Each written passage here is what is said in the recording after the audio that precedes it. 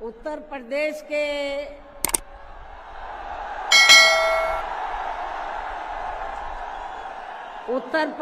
के कोने कोने से आए हुए पार्टी के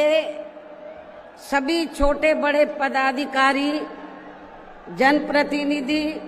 नेता एवं कार्यकर्तागण, जैसा कि आप लोगों को ये विदित है कि आज बहुजन समाज पार्टी के जन्मदाता एवं संस्थापक मान्यवर श्री कांशीराम जी की 19वीं पुण्यतिथि है और आज के ही दिन उनका लंबी बीमारी के कारण देहांत हुआ था, जो अब हमारे बीच में नहीं रहे हैं। लेकिन बहुजन समाज के हित में इनका समर्पित रहा संपूर्ण जीवन हमारे लिए हमेशा यादगार व अमर रहेगा। ऐसे महान व्यक्तित्व को आज मेरे साथ साथ आप लोग भी अपार संख्या में, अर्थात लाखों लाखों की संख्या में यहाँ यूपी की राजधानी लखनऊ में बीएसपी की रही सरकार द्वारा इनके सम्मान में निर्मित किए गए भव्य व अति विशाल मान्यवर श्री कांशीराम जी स्मारक स्थल पर इनको अपने श्रद्धा सुमन अर्पित करने के लिए पहुंचे हैं। हालांकि आप लोगों को ये भी मालूम है कि इनके सम्मान में बनाए गए इस स्थल के कुछ हिस्सों की समय से मरम्मत नहीं होने की वजह से आप लोग भी पिछले कुछ समय से यहाँ इनकी प्रतिमा पर अपने पुष्प अर्पित नहीं कर पा रहे थे। लेकिन अब यहाँ मरम्मत का अधिकांश कार्य पूरा हो जाने के बाद इस बार मेरे साथ साथ आप लोग भी भीड़ के मामले में अपना पिछला खुद का सभी रिकॉर्ड तोड़ते हुए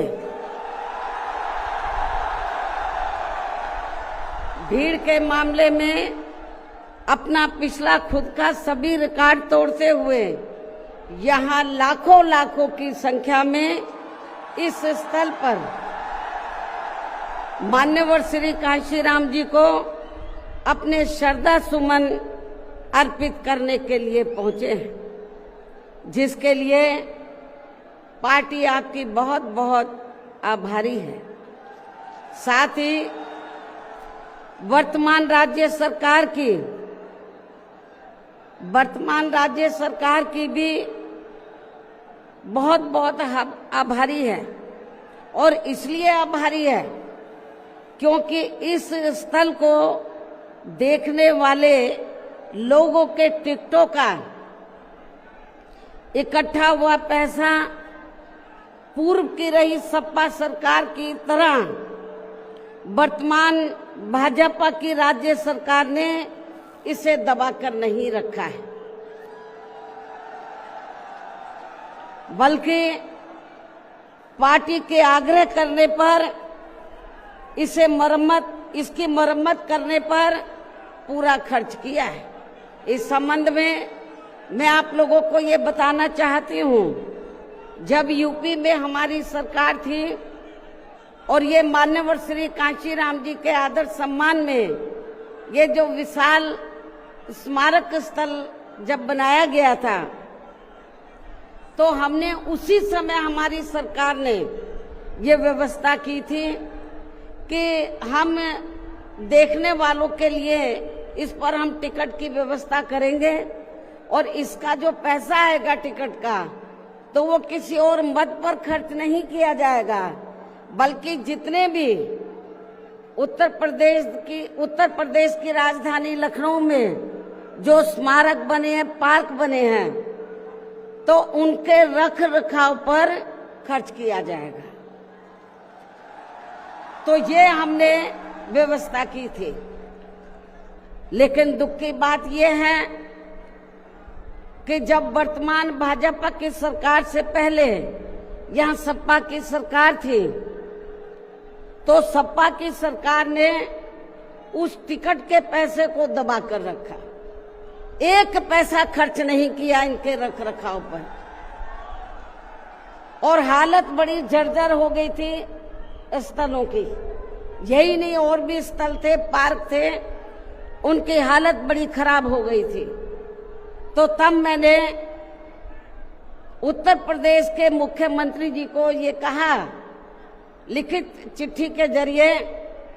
उनसे रिक्वेस्ट किया कि हम आपसे ये नहीं कहते कि दूसरे मत का पैसा आप इनके रख रखाव पर लगाओ। तो जो देखने वालों का टिकटों का पैसा काफी बड़ी तादाद में इकट्ठा हो गया है गवर्नमेंट के पास, उस पैसे को इनके रख रखाव पर लगाया जाए। तो उत्तर प्रदेश की वर्तमान भाजपा की सरकार ने इस मामले को दिखवाया पूरा, और उसके बाद उन्होंने हमें कमिट किया, प्रॉमिस किया कि हम जो भी पैसा टिकटों को आया है हम दूसरे मत पे नहीं लगाएंगे, बल्कि इन स्थलों के रख रखाव पर लगाएंगे। उन्होंने ये लगाया, इसलिए हमारी पार्टी उनकी आभारी है। लेकिन वही दूसरी तरफ समाजवादी पार्टी कि जब यूपी में सरकार थी और ये स्थल बन चुके थे, तो उन्होंने इनके रख रखाव पर कोई पैसा खर्च नहीं किया, टिकटों का पैसा दबा कर रख लिया। लेकिन जब अब वो सत्ता से बाहर है समाजवादी पार्टी, तो अभी 2-3 दिन पहले वो मीडिया में खबर छपवा रहे थे कि हम मान्यवर श्री कांशीराम जी के सम्मान में संगोष्ठी करेंगे। लेकिन जब वो सरकार में रहते हैं तो ना उन्हें पीडीए याद आता है और ना मान्यवर श्री कांशीराम जी की जयंती और ना ही पुण्यतिथि उनको याद आती है सरकार में रहकर। लेकिन जब वो सत्ता से बाहर हो जाते हैं तो समाजवादी पार्टी को फिर याद आता है कि हमें संगोष्ठी करनी चाहिए। मैं सपा मुखिया अखिलेश यादव से मैं ये पूछना चाहती हूँ,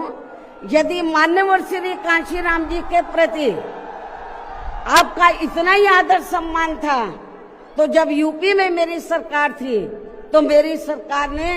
अलीगढ़ मंडल में कासगंज के नाम से अलग से जिला बनाया,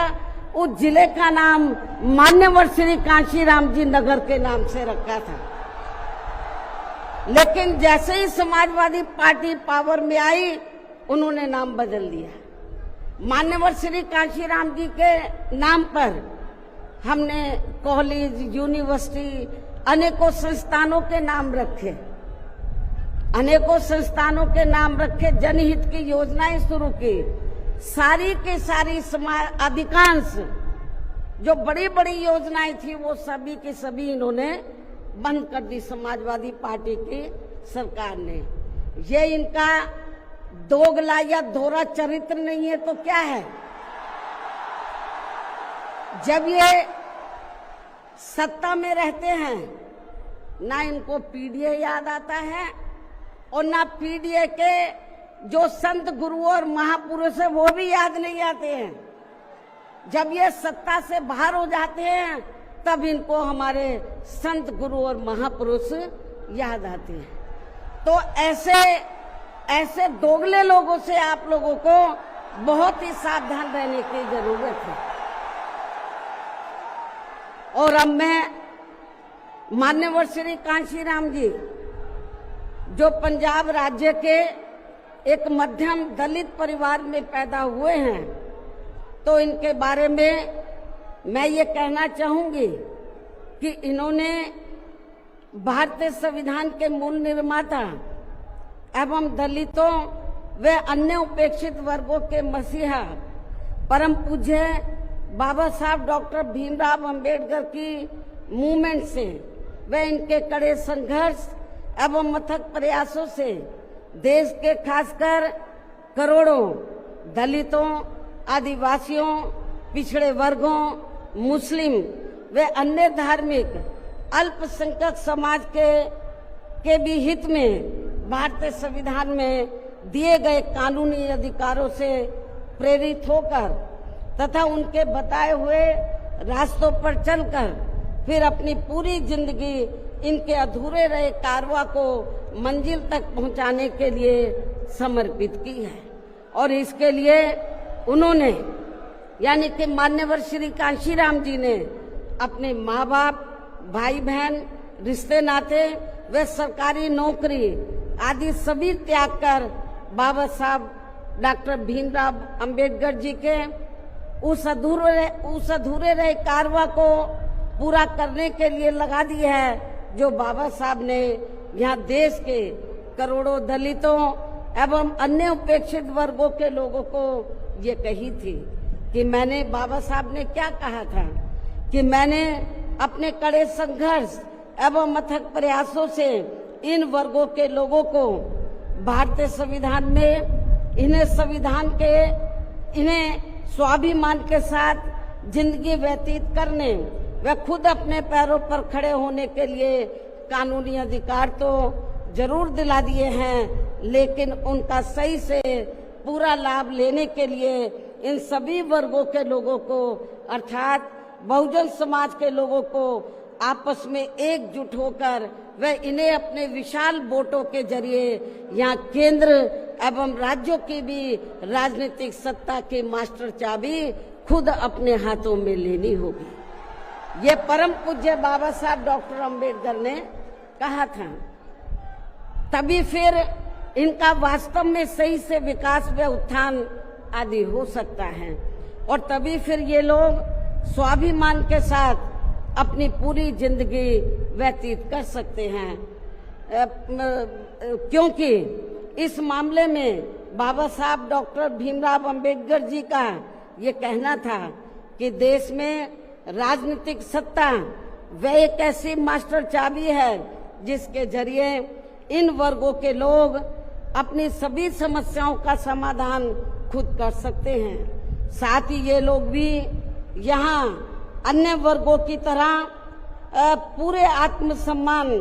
व स्वाभिमान के साथ अपनी खुशहाल जिंदगी व्यतीत कर सकते हैं। और इसके लिए बाबा साहब डॉक्टर भीमराव अंबेडकर जी ने इन वर्गों के लोगों को जो भी रास्ते दिखाए तो वे उनके जीते जी तो पूरे नहीं हो सके थे, जिन्हें फिर उनके देहांत के बाद उन रास्तों पर चलने व उनके इस अधूरे रहे कारवा को मंजिल तक पहुंचाने के लिए मान्यवर श्री कांशीराम जी ने अनेकों कष्ट झेलकर अपनी पूरी जिंदगी लगा दी है और वे अपने जीते जी इस मकसद में काफी हद तक कामयाब भी हुए हैं। और खासकर इन्होंने यहाँ आबादी के हिसाब से देश के सबसे बड़े प्रदेश उत्तर प्रदेश में अपनी पार्टी के नेतृत्व में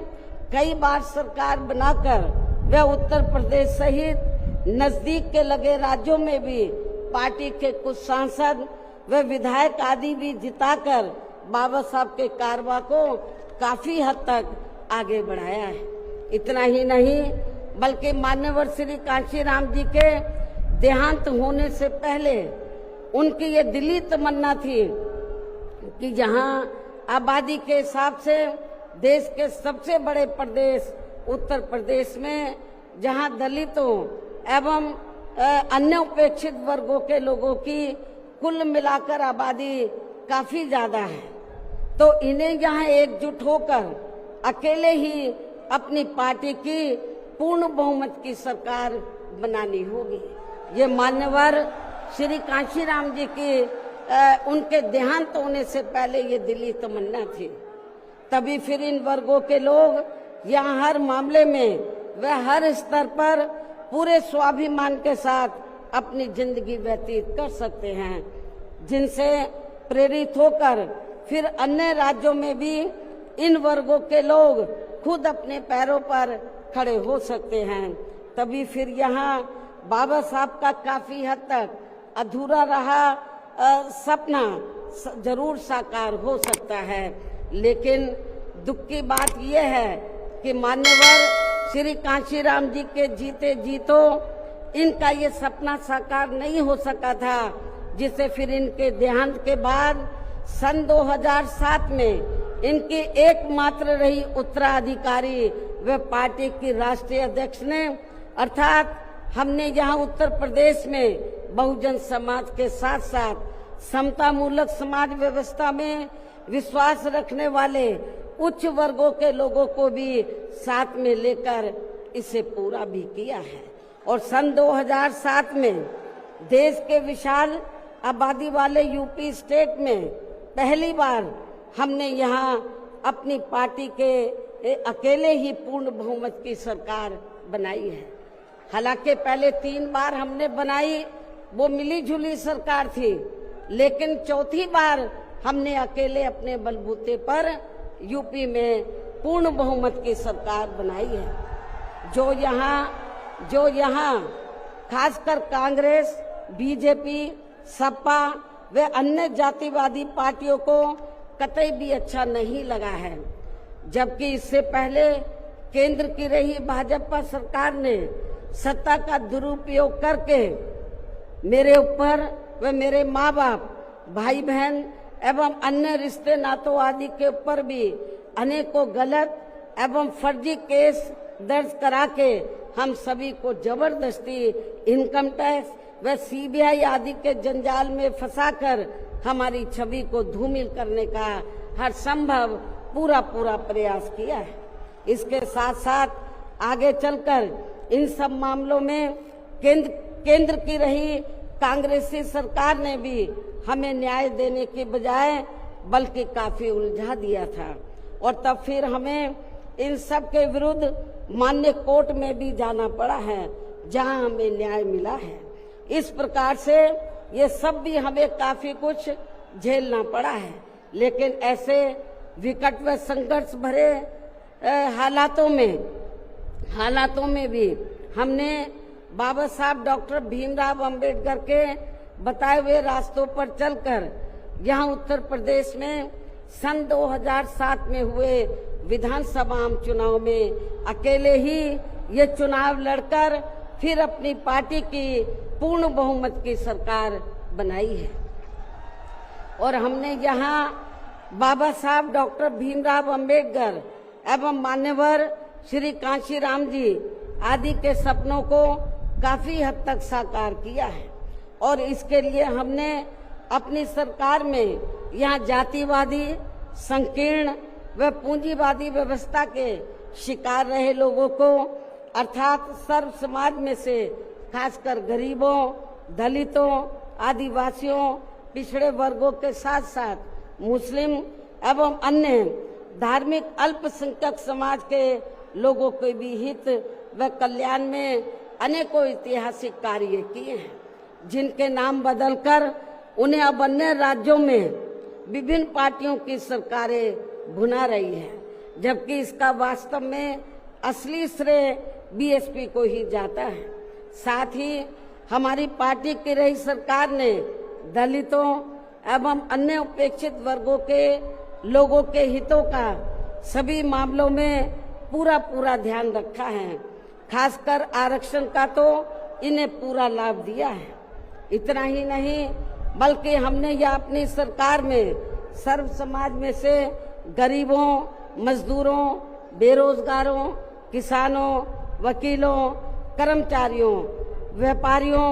एवं अन्य मेहनतकश लोगों के साथ साथ यहाँ छात्रों, युवाओं, महिलाओं व बुजुर्गों आदि के भी हितों में काफी महत्वपूर्ण कार्य किए हैं, जिनसे इन्हें काफी ज्यादा लाभ पहुंचा है।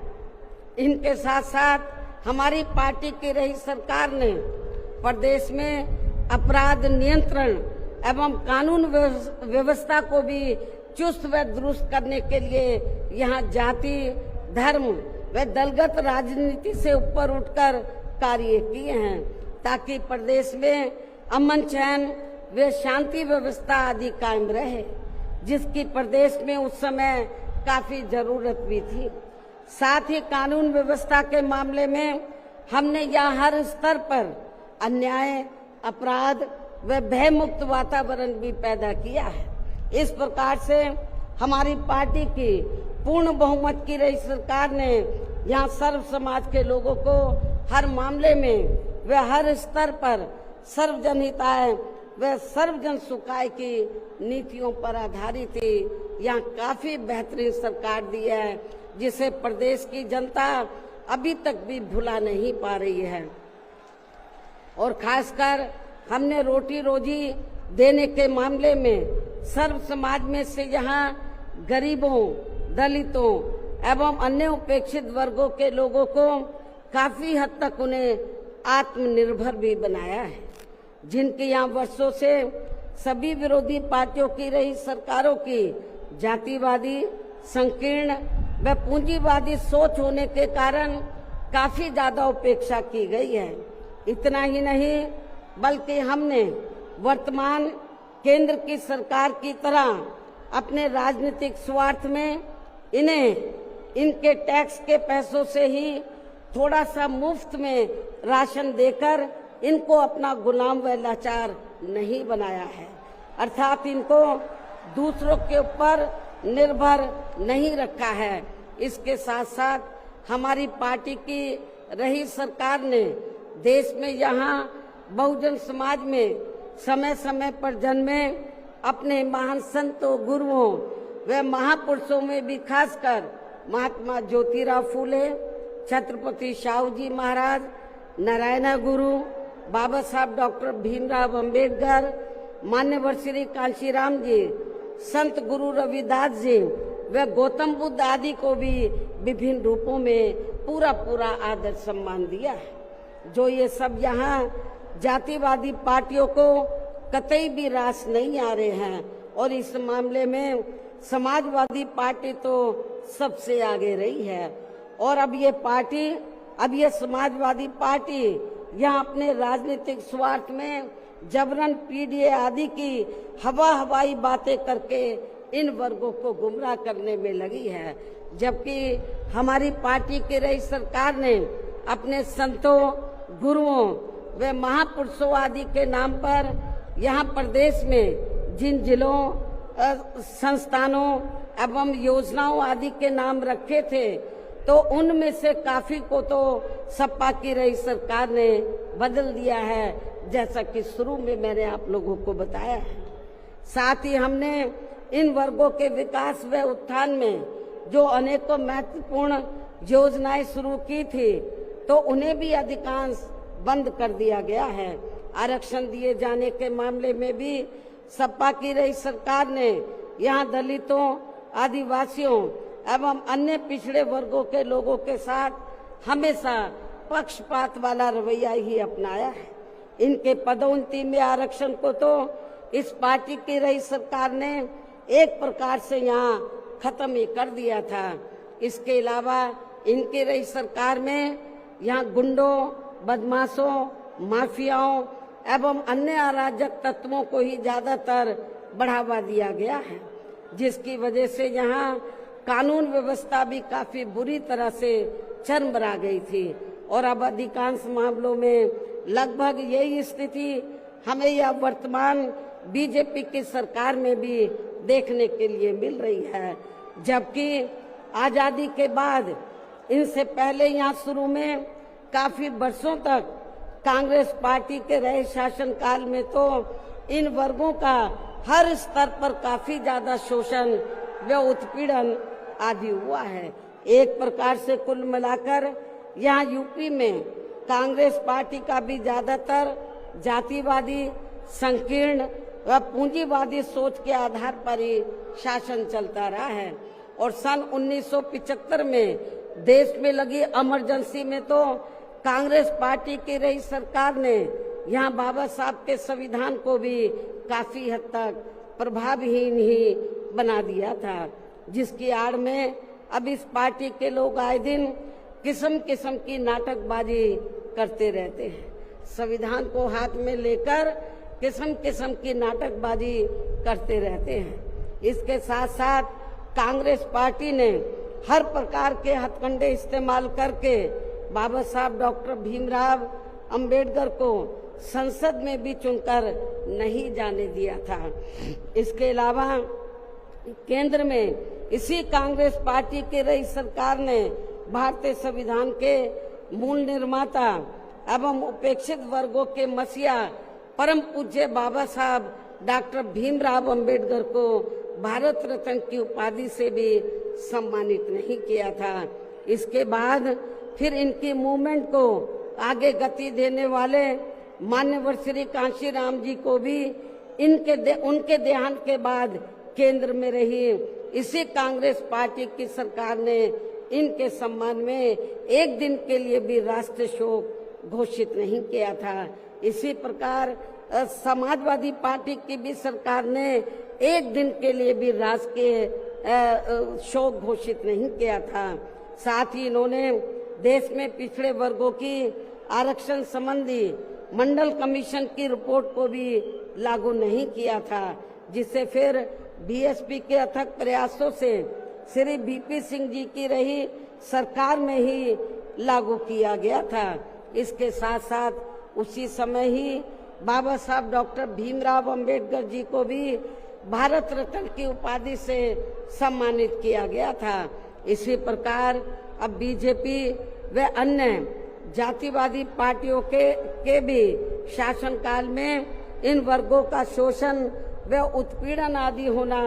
अभी तक भी बंद नहीं हुआ है। इसके अलावा इनकी सरकारों में भी जनता को लुभाने के लिए आए दिन घोषणाएं, शिलान्यास व उद्घाटन आदि तो काफी किए जाते हैं, लेकिन इनसे भी जनता को कोई खास लाभ मिलने वाला नहीं है, क्योंकि ये कागजी व हवाई ज्यादा और जमीनी हकीकत में बहुत कम होते हैं। ऐसी स्थिति में आप लोगों को पूरे देश में सर्वजन हिताय व सर्वजन सुखाय की नीतियों पर आधारित ही अपनी पार्टी को ही हर मामले में मजबूत बनाकर इसे केंद्र एवं राज्यों की भी सत्ता में लाना बहुत जरूरी है। और अब पार्टी के लोगों को यहाँ उत्तर प्रदेश सहित देश के अन्य जिन भी राज्यों में कुछ समय के बाद जो एक साथ विधानसभा के आम चुनाव होने वाले हैं, तो उनको वहां भी ऐसी सभी विरोधी पार्टियों को सत्ता में आने से जरूर रोकना है। और खासकर यहाँ यूपी में तो इनको अपनी पार्टी बीएसपी की ही फिर से अकेले पूर्ण बहुमत की सरकार बनाना बहुत जरूरी है, जिसे यहाँ कांग्रेस, बीजेपी, सपा व अन्य सभी विरोधी पार्टियां किस्म किस्म के षड्यंत्र व हथकंडे आदि इस्तेमाल करके इसे रोकने का हर संभव पूरा प्रयास करेगी। और इस संदर्भ में वैसे आप लोगों को ये मालूम है कि सन 2007 में यूपी में बीएसपी की ही अकेले ही पूर्ण बहुमत की सरकार बनने के बाद फिर बीएसपी की सर्वजन हिताय व सर्वजन सुखाय की रही कार्यशैली से पूरे देश में बीएसपी के बढ़ते हुए प्रभाव को देखकर फिर यहाँ सभी जातिवादी, संकीर्ण व पूंजीवादी पार्टियों ने अंदर आपस में एकजुट होकर अपनी पार्टी को यहाँ सत्ता में वापस नहीं आने दिया है। साथ ही देश के अन्य राज्यों में भी अपनी पार्टी को आगे नहीं बढ़ने दिया है, क्योंकि बीएसपी के यहाँ अकेले ही सत्ता में आने पर यहाँ यूपी में सन 2007 में बीएसपी के यहाँ अकेले ही सत्ता में आने पर इनको ये डर था, सभी जो जातिवादी पार्टियां हैं इनको ये डर था कि यदि बीएसपी को आगे बढ़ने से नहीं रोका गया तो फिर ये पार्टी केंद्र की सत्ता तक भी जरूर पहुंच सकती है, जिससे घबराकर फिर बीएसपी को पुनः या सत्ता में आने से व पूरे देश में भी आगे बढ़ने से रोकने के लिए फिर हुआ ये कि इसके बाद फिर खासकर यूपी में जो भी विधानसभा व अन्य राज्यों में भी विधानसभा व देश में लोकसभा के आम चुनाव हुए हैं, तो उन सभी चुनावों में यहाँ कांग्रेस, बीजेपी, सपा व अन्य सभी विरोधी पार्टियों ने अपनी खासकर जातिवादी मानसिकता के तहत चलकर वे अंदर अंदर आपस में एकजुट होकर तथा किस्म किस्म के हथकंडे इस्तेमाल करके फिर बीएसपी को इन्होंने कामयाब नहीं होने दिया। सारी जातिवादी पार्टियां अंदर अंदर एक हो गई थी। एक होकर इन्होंने जहां जहां बीएसपी जीत रही थी तो वहां इनको हराया। जो विरोधियों के कैंडिडेट जीत रहे थे उनको इन्होंने अपना वोट ट्रांसफर कराया। इसके साथ ही फिर बाकी रही सही कमी ईवीएम में की गई धांधली के जरिए पूरी कर दी गई, जबकि वर्तमान हालातों में ईवीएम के काफी विरोध के चलते ये ईवीएम वाला सिस्टम कभी भी खत्म किया जा सकता है। अब ईवीएम का विरोध बहुत हो रहा है और फिर पुनः यहाँ बैलेट पेपर वाला सिस्टम लागू हो सकता है, इसकी भी काफी संभावना है। ऐसे में अब हर स्तर पर हमें हर स्तर पर हमेशा अपनी पार्टी को मजबूत बनाते रहना बहुत जरूरी है। इसके साथ ही सावधानी के तौर पर यहाँ मैं ये भी कहना चाहूंगी कि अब तो पूरे देश में विरोधी पार्टियों ने बीएसपी को कमजोर करने के लिए एक और षड्यंत्र ये रचा है कि अब विरोधी पार्टियों ने बीएसपी के विशेषकर दलित बेस वोट को बांटने के लिए इसी समाज में से स्वार्थी एवं बिकाऊ किस्म के लोगों को इस्तेमाल करके वे उनके जरिए अनेकों पार्टियां व संगठन आदि भी काफी बनवा दिए हैं, जिनसे ये जातिवादी पार्टियां चुनाव में अपने अपने फायदे के हिसाब से उम्मीदवार खड़े करवा के बीएसपी को कमजोर करने में लगी है। और अब तो ये पार्टियां अंदर अंदर खुद अपने वोट ट्रांसफर करा के इनके एक आदि उम्मीदवार भी जिताकर भेज रही है, ताकि इससे दलितों का वोट बांटने में इनको कुछ मदद मिलती रहे। ऐसी स्थिति में अब आप लोगों को पुणे या यूपी में अपनी पार्टी को सत्ता में लाने वे अभी हाल ही में बिहार प्रदेश में होने वाले विधानसभा आम चुनाव में तथा आगे चलकर अन्य और राज्यों में भी विधानसभा व देश में लोकसभा के होने वाले आम चुनाव में भी अपनी पार्टी का बेहतर रिजल्ट लाने के लिए ऐसे सभी स्वार्थी एवं बिकाऊ दलित संगठनों व पार्टियों को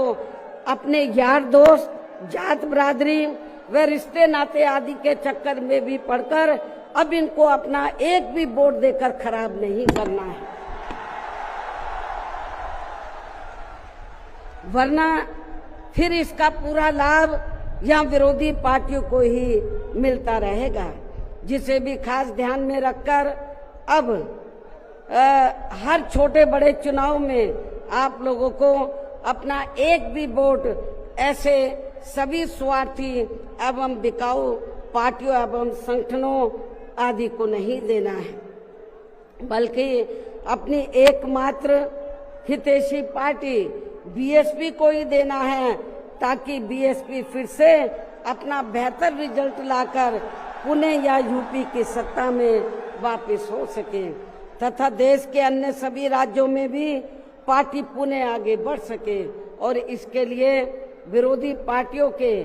ऐसे अनेकों और भी सभी हथकंडों से अपनी पार्टी के लोगों को जरूर सावधान रहना है। इसके अलावा पार्टी के लोगों को सचेत करने के उद्देश्य से यहाँ मैं ये भी कहना चाहूंगी कि पिछले कुछ समय से दुनिया के अनेकों देश किसी न किसी मुद्दे को लेकर हुए बवाल व हिंसा आदि से काफी ग्रसित रहे हैं और ये सिलसिला अभी भी जारी है। लेकिन अपने भारत देश को भी जैसे इसका कुछ नजला लगना शुरू ही हुआ था तो उसे फिर तुरंत में ही केंद्र व संबंधित राज्य सरकारों ने सख्ती से निपटा है, जिससे केंद्र व सभी राज्य सरकारों को आगे भी काफी सतर्क रहना होगा। इतना ही नहीं बल्कि देश में आम जनहित के मुद्दों पर आवाज उठाने की बजाय जो पिछले कुछ समय से यहाँ स्वार्थी व शरारती तत्व एक दूसरे के देवी देवता, खुदा व धर्म आदि को लेकर तथा इन पर आए दिन नए नए मुद्दों को निकालकर देश में बवाल व हिंसा आदि पैदा करने की कोशिश में लगे रहते हैं और फिर इनकी आड़ में राजनीति करते हैं। ये भी देश हित में ठीक नहीं है, जबकि इन सब मामलों में सभी को भारतीय संविधान के मुताबिक चलना चाहिए। साथ ही सभी धर्मों का पूरा आदर सम्मान भी करना चाहिए और इनके सदियों से चले आ रहे धार्मिक नियम, मान्यताएं व परंपराएं आदि में भी किसी को दखल देना उचित नहीं है और ना ही इनकी आड़ में आई लव आदि की कोई राजनीति नहीं करनी चाहिए। इसके अलावा जहां तक पिछले दिनों जम्मू कश्मीर के पर्यटक स्थल पहलगांव में हुई आतंकी घटना का सवाल है, जिसमें काफी महिलाओं के सिंदूर उजड़ गए थे, तो ये अत्यंत ही दुखद व चिंता की बात है। हालांकि इस घटना को होने से रोका जा सकता था, बशर्ते यदि उस समय सरकार द्वारा इस पर्यटक स्थल पर सुरक्षा का उचित प्रबंध किया होता, जो नहीं किया गया था। साथ ही हमारी विदेश नीति भी हमेशा देश व जनहित में ही होनी चाहिए और इस मामले में अभी हाल ही में अमेरिका द्वारा लगाए गए भारी टैरिफ से भी केंद्र सरकार को काफी सचेत रहने की जरूरत है और इसी परिप्रेक्ष्य में इन्होंने स्वदेशी उत्पाद को बढ़ावा देने पर जोर देकर जो देश को आत्मनिर्भर बनाने की बात कही है, तो ये हवाई ना होकर बल्कि जमीनी हकीकत में भी लोगों को होता हुआ नजर आना चाहिए, जिसका फिर हमारी पार्टी भी जरूर स्वागत करेगी। और अब इन सब बातों को मद्देनजर रखते हुए पूरे देश में अपनी पार्टी को हर स्तर पर मजबूत बनाना व इसे आगे बढ़ाना भी बहुत जरूरी है और खासकर इस बार यूपी में बीएसपी की अकेले ही पूर्ण बहुमत की यहाँ सरकार जरूर बनाना है और ये इसलिए भी बहुत जरूरी है क्योंकि बीएसपी के सत्ता से हटने के बाद जब से यहाँ सपा व बीजेपी की सरकार बनी है, तो तब से यहाँ पूर्व की रही कांग्रेसी सरकार की तरह ही इनकी भी सरकारों में सर्व समाज में से खासकर यहाँ गरीबों, दलितों एवं अन्य पिछड़े वर्गों के लोगों का सही से विकास व उत्थान आदि नहीं हो पा रहा है और अब इनमें गरीबी एवं बेरोजगारी आदि काफी ज्यादा बढ़ गई है। साथ ही इनके ऊपर हो रही जुल्म जाति आदि भी काफी चरम सीमा पर पहुंच चुकी है। इनकी बहन बेटियां भी अधिकांश सुरक्षित नहीं रही है। इसके साथ ही इन वर्गों के लोगों को यहाँ आरक्षण का भी सही से पूरा लाभ नहीं मिल पा रहा है। हालांकि इस संबंध में आप लोगों को ये मालूम है कि इनके आरक्षण को लेकर अभी तक जितने भी मान्य कोर्ट के फैसले आए हैं, तो उनकी सभी जातिवादी पार्टियों की रही सरकारों ने सही से पैरवी नहीं की है, जिससे अब इनको आरक्षण का बहुत कम ही लाभ मिल पा रहा है। और इस मामले में यहाँ मैं ये भी कहना चाहूंगी कि बीएसपी के अथक प्रयासों से देश में एससी व एसटी वर्गों के सरकारी नौकरियों में पदोन्नति में आरक्षण को प्रभावी बनाने के लिए जब केंद्र की रही कांग्रेसी सरकार में संविधानिक संशोधन विधेयक संसद में लाया गया था, तो तब उसे कांग्रेस पार्टी ने बीजेपी व अन्य आरक्षण विरोधी पार्टियों की अंदरूनी मिली भगत से पास तक भी नहीं होने दिया था, जो अभी तक भी संसद में लटका पड़ा है, जबकि समाजवादी पार्टी के सांसदों ने तो इस बिल को ही संसद में फाड़ दिया था। इतनी ज्यादा इस पार्टी को इनके पदोन्नति में आरक्षण दिए जाने को लेकर इस बिल से इनको जबरदस्त एलर्जी थी, नफरत थी। ऐसे में अब आप ही ये बताएं, क्या ऐसी स्थिति में कांग्रेस, बीजेपी व सपा आदि जैसी इन जातिवादी पार्टियों में यह खासकर अपने दलितों एवं अन्य उपेक्षित वर्गों के लोगों का सही से विकास व उत्थान आदि हो सकता है? मैं समझती हूँ कतई भी संभव नहीं है। इसके अलावा इन्हीं की तरह यह उत्तर प्रदेश सहित पूरे देश में मुस्लिम एवं अन्य धार्मिक अल्पसंख्यक समाज के लोगों का भी सही से विकास व उत्थान आदि होना तो बहुत दूर की बात रही, बल्कि अब तो इनका जान माल व मजहब आदि भी पूरे तौर से सुरक्षित नहीं रहा है। इनकी सच्चर कमेटी की रिपोर्ट भी दरकिनारी कर दी गई है। अपर कास्ट समाज में से गरीब लोगों की तथा विभिन्न क्षेत्रों में लगे लोगों की भी स्थिति हमें कोई खास अच्छी नजर नहीं आ रही है। वैसे भी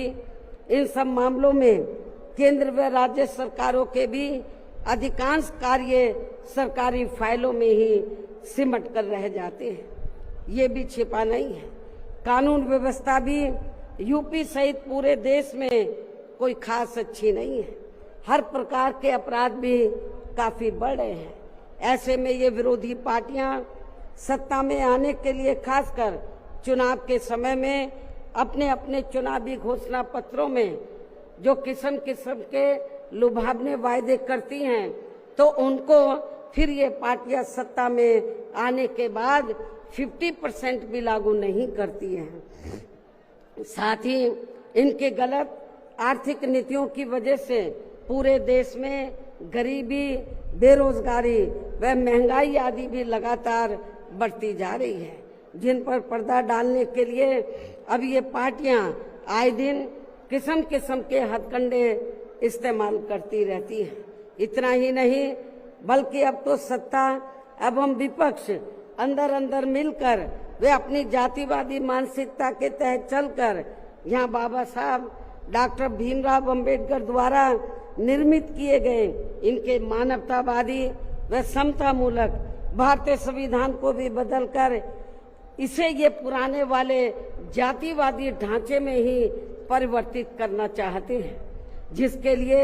इनके साधु संत भी आए दिन पैरवी करते रहते हैं, जिसे हमारी पार्टी बीएसपी कतई भी बदलने नहीं देगी, चाहे इसके लिए हमें कितना भी संघर्ष क्यों ना करना पड़े। तभी फिर यहाँ दलितों, आदिवासियों, पिछड़े वर्गों एवं अन्य उपेक्षित वर्गों के लोगों के कानूनी अधिकार सुरक्षित व बचे रह सकते हैं। वरना इन वर्गों के लोगों को अभी तक थोड़ा बहुत जो भी लाभ मिल रहा है, तो फिर यहाँ संविधान बदलने पर ये काफी कुछ खत्म ही हो जाएगा। जिन्हें बचाने व बरकरार रखने के लिए इन सभी वर्गों के लोगों को बीएसपी के झंडे तले आपस में एकजुट होना बहुत जरूरी है। साथ ही अपनी बीएसपी पार्टी को हर स्तर पर मजबूत बनाकर इसे सत्ता में भी लाना बहुत जरूरी है, क्योंकि बीएसपी ही एक ऐसी पार्टी है जो यहाँ बाबा साहब के बनाए गए संविधान को सुरक्षित रख सकती है और संविधान के मुताबिक चलकर यहाँ सदियों से उपेक्षित रहे दलित एवं अन्य उपेक्षित वर्गों के लोगों को अपने पैरों पर खड़ा कर सकती है। और ये सब आप लोगों ने यूपी में अपनी पार्टी की 4 बार रही सरकार के दौरान होते हुए देखा है। ऐसे में अब यूपी में बीएसपी को ही फिर से सत्ता में लाकर यहाँ की जनता को हर मामले में खुशहाल बनाना होगा, जिसके लिए पार्टी के लोगों को सन 2007 में हुए विधानसभा चुनाव की तरह ही इस बार भी यहाँ पूरे प्रदेश में प्रत्येक पोलिंग बूथ स्तर पर अब इसके लिए करना क्या आप लोगों को, जिसके लिए पार्टी के लोगों को सन 2007 में हुए विधानसभा चुनाव की तरह ही इस बार भी यहाँ पूरे प्रदेश में प्रत्येक पोलिंग बूथ स्तर पर सर्व समाज को व विशेषकर बहुजन समाज के लोगों को उनकी छोटी छोटी बैठकों के जरिए उन्हें बीएसपी की सर्वजन हिताय व सर्वजन सुखाय की नीतियों एवं सिद्धांतों आदि से जोड़ना है और इस दौरान इन्हें बीएसपी के बेहतरीन रहे शासनकाल की उपलब्धियों के बारे में बताना है। साथ ही उन्हें विरोधी पार्टियों के किस्म किस्म के हथकंडों से सावधान रहने के बारे में भी जरूर बताना है। और आज जो भी बातें मैं आप लोगों के सामने रख रही हूँ तो उन्हें भी इन छोटी छोटी बैठकों में जरूर बताना है। और यदि पार्टी के लोग मेरी इन सब बातों पर सही से अमल कर लेते हैं तो फिर इस बार अपनी पार्टी के हाथों में यहाँ सत्ता जरूर आ जाएगी। इसके अलावा जहाँ तक अपनी पार्टी के लिए अकेले चुनाव लड़ने का सवाल है, आप लोग ध्यान से सुने मेरी बात। इसके अलावा जहाँ तक अपनी पार्टी के लिए अकेले चुनाव लड़ने का सवाल है तो इसके बारे में भी यहाँ मैं अपनी पार्टी के अब तक के रहे अनुभवों को ध्यान में रखकर ये बताना जरूरी समझती हूँ कि देश के अन्य प्रदेशों की तरह खासकर यहाँ यूपी में जब भी हमारी पार्टी ने विधानसभा का आम चुनाव गठबंधन करके लड़ा है तो तब फिर हमारी पार्टी को कोई विशेष लाभ नहीं हुआ है, क्योंकि हमारी पार्टी का जो वोट है, हमारी पार्टी का वोट तो गठबंधन वाली पार्टी को एक तरफा ट्रांसफर हो जाता है, लेकिन उनका जातिवादी मानसिकता की वजह से विशेषकर अपर कास्ट समाज का वोट बीएसपी के उम्मीदवारों को ट्रांसफर नहीं हो पाता है। और वास्तव में यही सही और हकीकत भी है, जिससे फिर हमारी पार्टी के उम्मीदवार भी बहुत कम जीत पाते हैं तथा पार्टी का वोट प्रतिशत भी काफी कम हो जाता है। इसके साथ ही गठबंधन की सरकार बनने पर अपनी पार्टी के नेतृत्व में बनी ये सरकार समय से पहले ही गिर जाती है। जब हम गठबंधन करके चाहे चुनाव लड़ें, वोट प्रतिशत भी कम होता है, सरकार बनाए तो समय से पहले ही गिर जाती है। जैसे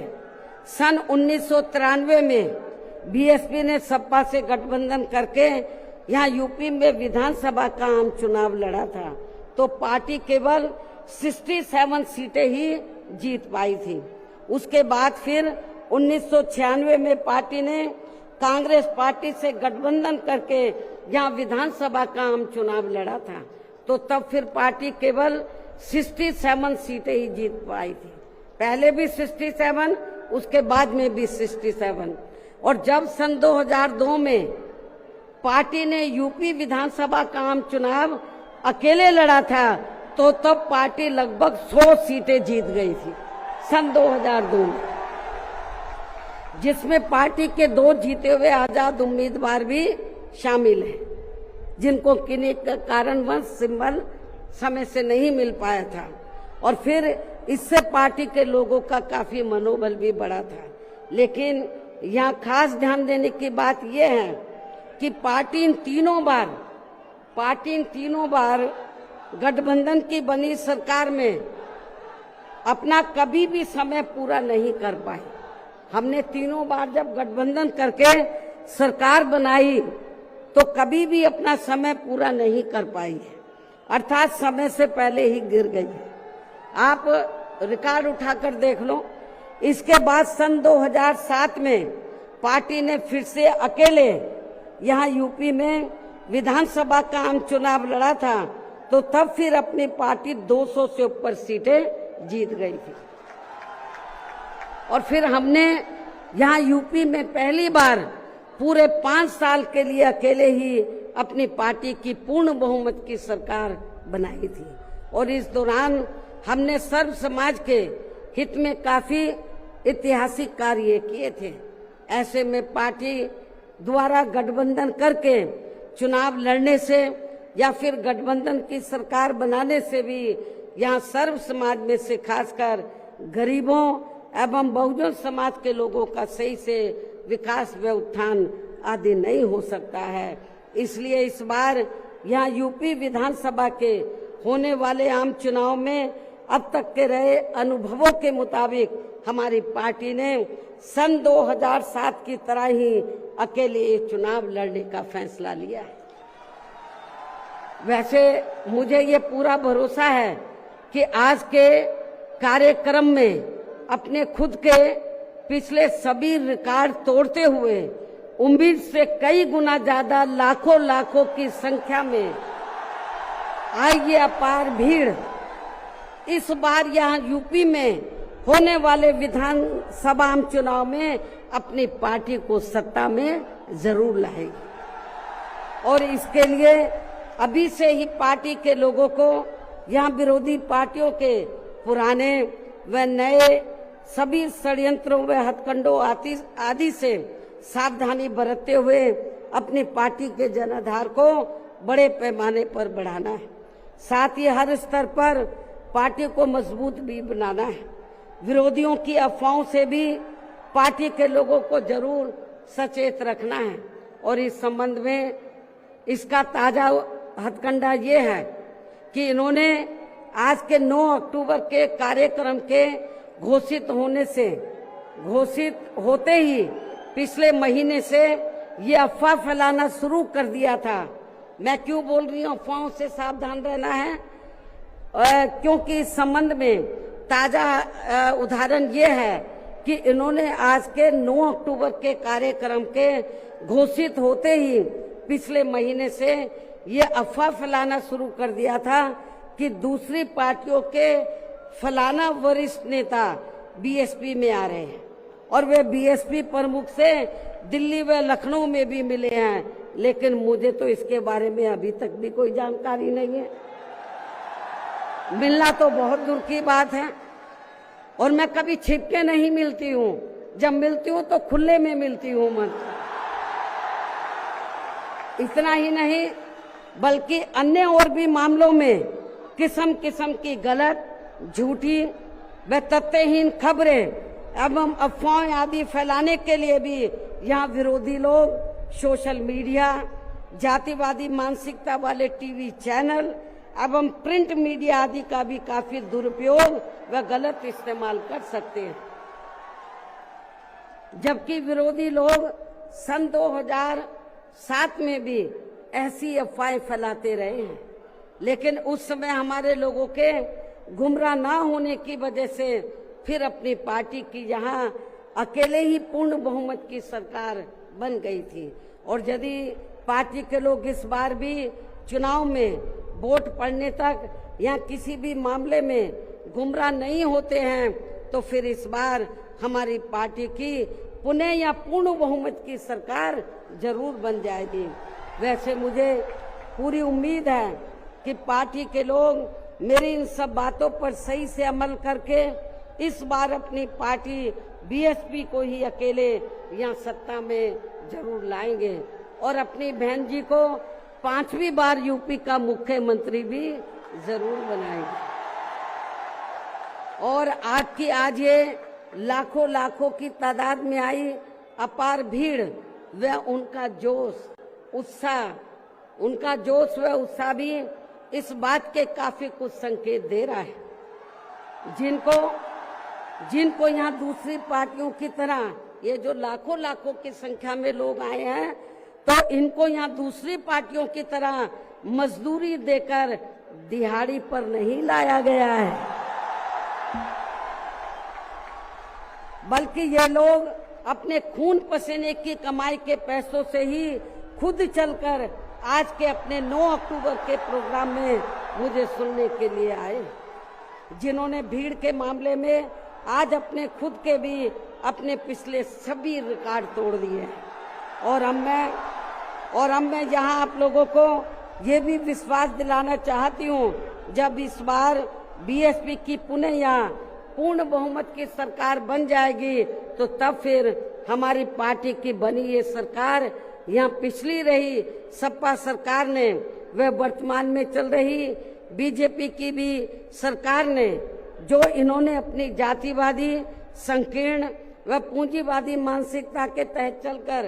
काफी नए नए नियम व कानून आदि बना दिए हैं, तो उनकी जरूर समीक्षा की जाएगी। और इनमें से जो भी नियम व कानून आदि सर्वजन हिताय व सर्वजन सुखाय की नीतियों एवं सिद्धांतों आदि से जुड़े नहीं होंगे, तो उन्हें फिर सर समाज के हित में जरूर बदल दिया जाएगा। इसके साथ साथ बीएसपी की पूर्व की रही सरकार में खासकर दलित एवं अन्य उपेक्षित वर्गों के हितों के लिए लिए गए फैसलों को जो इनकी सरकारों ने काफी बदल दिए हैं, तो उन्हें भी यहाँ फिर से पुरानी वाली स्थिति में ही लाया जाएगा, अर्थात उन्हें बहाल कर दिया जाएगा। इसके अलावा सपा व बीजेपी की सरकार ने भी प्रदेश व जनहित के विरुद्ध जाकर जो कुछ भी गलत फैसले ले लिए हैं, तो उनकी भी समीक्षा करके उन्हें सही स्थिति में लाया जाएगा। साथ ही मेरी पूर्व की रही सरकारों की तरह ही हर मामले में व हर स्तर पर यहाँ सर्व समाज के व विभिन्न क्षेत्रों में लगे लोगों के हितों का तथा बेहतर कानून व्यवस्था बनाने पर भी विशेष ध्यान रखा जाएगा। साथ ही सर्व समाज में से गरीब एवं बेरोजगार लोगों को, जिसमें पुरुष व महिलाएं आदि दोनों शामिल हैं, इनको रोटी रोजी के साधन देने के लिए विशेष बल दिया जाएगा, जोर दिया जाएगा। यहाँ यूपी के लोगों को रोटी रोजी के मामले में पलायन नहीं करना पड़ेगा, आपको अपने प्रदेश में ही रोटी रोजी के साधन दिए जाएंगे। और इन सब मामलों में सर्व समाज में से खासकर गरीबों, दलितों, आदिवासियों, पिछड़े वर्गों, मुस्लिम एवं अन्य धार्मिक अल्पसंख्यक समाज के लोगों का हर मामले में प्राथमिकता के आधार पर पूरा ध्यान रखा जाएगा। और इन सब कार्यों के लिए इस बार पुनः यहाँ अपनी पार्टी की पूर्ण बहुमत की सरकार बनाना बहुत जरूरी है, जिसकी पूरी उम्मीद भी है। इन्हीं जरूरी बातों के साथ ही अब मैं ये भी कहना चाहूंगी कि अपनी पार्टी को हर स्तर पर मजबूती देकर उसे बरकरार बनाए रखने के लिए जिस प्रकार से पार्टी के लोगों ने माननीय श्री कांशीराम जी के देहांत होने के बाद भी पार्टी की हर परिस्थिति में हमेशा मेरा साथ दिया है और अभी भी दे रहे हैं, तो ये मेरे व पार्टी के लिए बहुत ही गर्व की बात है। और अब तो पार्टी के राष्ट्रीय संयोजक श्री आकाश आनंद भी बीएसपी की मूवमेंट से काफी हद तक जुड़ चुके हैं, जो ये भी पार्टी के लिए अच्छे शुभ संकेत हैं। और अब ये यानी कि आकाश आनंद मेरे मार्गदर्शन व दिशा निर्देशन में अपनी पूरी लगन एवं मेहनत के साथ पार्टी को मजबूती देने में व पार्टी के जनाधार को भी बढ़ाने में पूरे जी जान से लगे, जिससे पार्टी के लोगों में आए दिन इनके प्रति काफी लगाव व उत्साह भी बढ़ा है। ये भी पार्टी हित में अच्छी बात है, जिसे ध्यान में रखकर अब मेरा इनके बारे में, आकाश आनंद के बारे में ये कहना है कि जिस प्रकार से पूरे देश में पार्टी के लोग माननीय श्री कांशीराम जी के जीते जी और उनके देहांत के बाद भी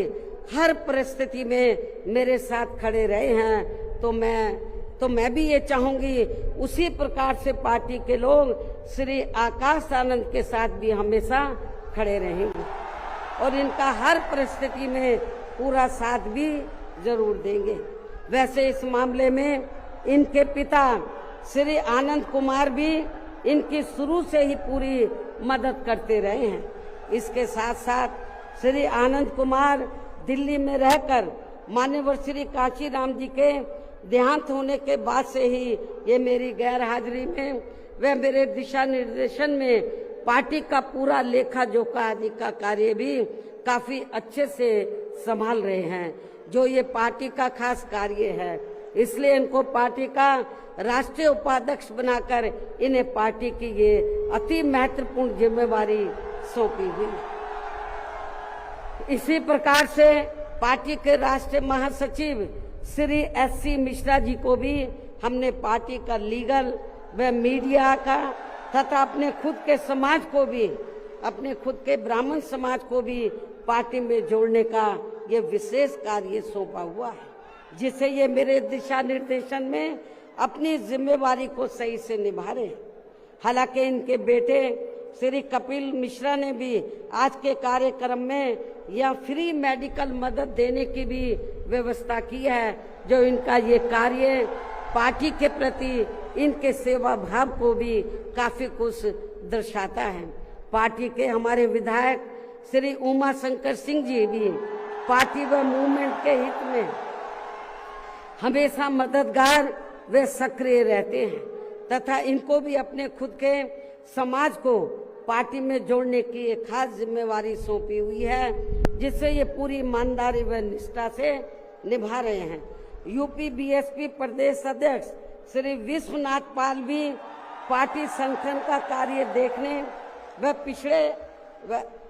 पिछड़े वर्गों को जोड़ने के साथ साथ ये पूरे प्रदेश में जहां भी बहुजन समाज के लोगों पर जुल्म जाति आदि होती है तो वहां ये मेरे दिशा निर्देशन में जाकर उन्हें न्याय दिलवाने का भी पूरा प्रयास करते हैं। ये इनका पार्टी हित में अभी तक काफी सराहनीय कार्य चल रहा है। इसके अलावा आज के कार्यक्रम की सही व्यवस्था करने में लखनऊ जिला व मंडल यूनिट ने भी अपनी अहम भूमिका निभाई है। श्री जमील अख्तर प्रदेश कार्यालय से जुड़े लोगों ने भी आज के इस कार्यक्रम को सफल बनवाने में कोई कमी नहीं छोड़ी है और ये सभी लोग भी बधाई के पात्र हैं। साथ ही प्रदेश के सभी छोटे बड़े पदाधिकारियों एवं कार्यकर्ताओं आदि की भी कड़ी मेहनत मेन कमाल आप लोगों का है, जिनको अब मेन कमाल आप लोगों का है। साथ ही प्रदेश के सभी छोटे बड़े पदाधिकारियों एवं कार्यकर्ताओं आदि की भी कड़ी मेहनत व उनके अथक प्रयासों से आज मान्यवर श्री काशीराम जी की पुण्यतिथि के कार्यक्रम में पूरे उत्तर प्रदेश के कोने कोने से लाखों की संख्या में पार्टी के जो लोग इनको अपने श्रद्धा सुमन अर्पित करने तथा मुझे भी सुनने के लिए यहाँ आए हैं। साथ ही आपके पड़ोसी राज्य उत्तराखंड स्टेट से भी पार्टी के कुछ लोग आपके यहाँ इस कार्यक्रम से काफी कुछ सीखने के लिए आए हुए हैं, तो उन सभी का भी मैं दिल से धन्यवाद अदा करती हूँ। हालांकि हमने कोई बाहर के लोगों को इधर नहीं बुलाया है, वो चोरी से अपने आप ही आ गए पूरे देश से और छिपकर कहीं बैठे हुए हैं कि बहन जी कहीं नाराज ना हो जाए। लेकिन मैं नाराज नहीं हो रही, आप लोगों ने आप आ भी गए हैं, आपका भी मैं थैंक्स अदा करती हूँ। लेकिन अब आप लोगों को अपने राज्यों में जाकर यहाँ जो कुछ मैंने बोला है उन सब बातों पर अमल करते हुए तो आप लोगों को पार्टी के जनाधार को आगे बढ़ाना है। तो जिन्होंने बहुत,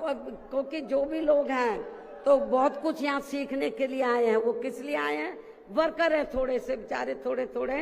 कि जब बहन जी हमारे स्टेट में आएगी तो हम लोग भी यूपी से पीछे नहीं रहेंगे, हम लोग भी बड़ा प्रोग्राम करके दिखाएंगे। तो जिन्होंने पूर्व की तरह ही यानी कि पूरे यूपी से जो बड़ी तादाद में लोग आए हैं तो इनको मैंने जैसे आपको बताया दूसरी पार्टियों की तरह हम लोग दिहाड़ी पे नहीं लाए हैं, मजदूरी पे। ये लोग अपने खुद के पैसों से चलकर यहाँ लाखों की संख्या में पहुंचकर वे भीड़ लाने के मामले में भी अपने खुद के ही पिछले सभी रिकॉर्ड तोड़ते हुए इस बार मान्यवर श्री काशीराम जी के पुण्यतिथि के कार्यक्रम को ऐतिहासिक व जबरदस्त कामयाब बनाया है। साथ ही देश के अन्य सभी राज्यों में भी आज मान्यवर श्री कांशीराम जी की पुण्यतिथि के विभिन्न स्तर पर किए गए कार्यक्रम भी काफी कामयाब रहे हैं। उनकी भी पार्टी बहुत बहुत आभारी है। अंत में अब मैं पार्टी के लोगों को ये भी भरोसा दिलाना चाहती हूँ, इस बार यूपी में बीएसपी की 5वीं बार सरकार बनाने के लिए आप सभी लोगों के साथ साथ मैं भी हर स्तर पर अपनी पूरी ताकत लगा दूंगी, कोई कभी छोड़ूंगी नहीं। और इसके लिए इस बार मैं कोई कमी छोड़ूंगी नहीं, ये मेरा आज पार्टी के लोगों को वायदा भी है। और अब मैं पुनः अपनी तरफ से व उत्तर प्रदेश सहित पूरे देश में पार्टी के सभी लोगों की तरफ से भी मान्यवर श्री कांशीराम जी को आज उनकी 19वीं पुण्यतिथि के मौके पर पूरे तहे दिल से अपने श्रद्धा सुमन अर्पित करते हुए अपनी बात यहीं समाप्त करती हूँ। धन्यवाद। जय भीम व जय भारत।